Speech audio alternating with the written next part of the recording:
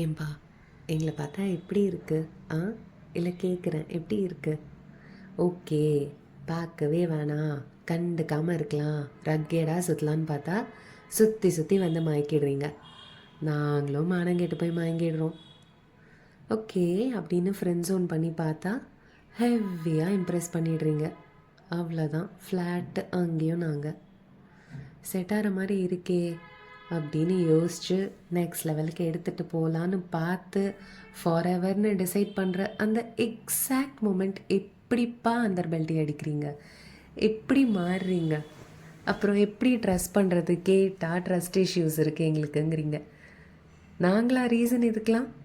இப்படி எப்போ பார்த்தாலும் நீங்கள் அந்த பெல்ட்டி அடிச்சிட்டு இருந்தா சொல்லுங்கள். You're listening to Walkie Talkies with me, Aki. Have a good day.